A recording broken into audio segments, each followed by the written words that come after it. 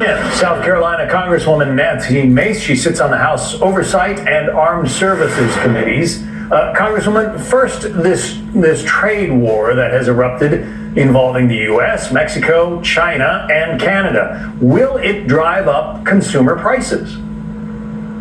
There is a potential risk, as Donald Trump mentioned, but Canada and Mexico, let's face it, these are the facts. They made their bed, and now they can lie in it. I was just participated in a raid on Friday with ICE and HSI, Homeland Security Investigations, and they were there to deport an individual, a young man, 18-year-old from South America, who a week ago had 3.5 grams of fentanyl, enough to kill 100, maybe 1,000 people or more. These cartels, Tren de Agua, TDA, and the Sinaloa cartel, MS-13 gangs, they're everywhere across my home state of South Carolina. They're everywhere across every community across the country. And we have to play hardball with these countries who know where the meth labs are. They know where fentanyl is coming in. They know where illegals are coming in, pouring into our country, killing us even in many of our communities. And we have to put a stop to it. So this is hardball. Some might call it bullying, but quite frankly, I'm not going to take advice from the left.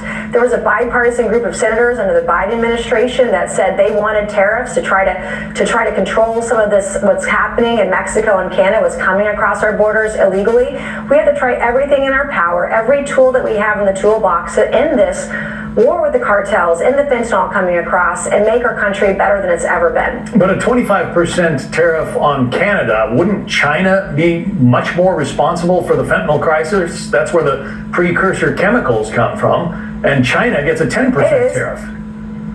Right, but there is fentanyl coming across the Canadian border, and a lot of it, most of it comes through the Mexican border, but we have to use every tool, and I don't quite frankly, as an American, as a congressman, I don't care what Justin Trudeau in Canada has to say about this. If this is the tool that Donald Trump says he believes is going to work, we have to try it. We have to try everything we can to protect our country, our people, and we do know that when Trump did tariffs under his first administration, that he created thousands of manufacturing jobs, and if this encourages U.S. companies to come back and manufacture in the U.S., and that is great for the American people. What about inflation? Because inflation that erupted under the Biden administration is a big part of the reason, not the only reason, but a big part of the reason that Donald Trump was re-elected. So if this kicks off higher consumer prices, inflation, is it worth it?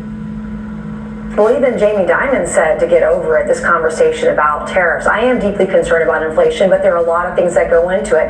Number one, you look at the Federal Reserve and all the trillions of dollars that the Federal Reserve prints in money every year, over $4 trillion on average, regardless of who is president. That has some impact on inflation. You look at the spending that the government has done, both Republicans and Democrats alike, and thank God for DOGE.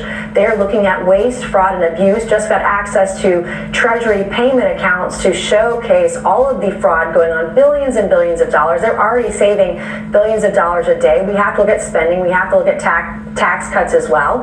But it's very important. There are multiple factors that go into inflation. We have to recognize that and try to fight our way forward and grow the economy in a way that wages grow with the challenges we have ahead, and that people can afford eggs and gas again. We can't do that right now until we fix the system. Yeah, we were just looking at a scrolling list of some of the products and companies that are going to be affected, and it seems like virtually every sector of the American economy potentially could be targeted by these tariffs, and the tariffs that Mexico and Canada have now announced that they will institute against U.S. goods. I want to turn your attention to the situation in Panama for a moment.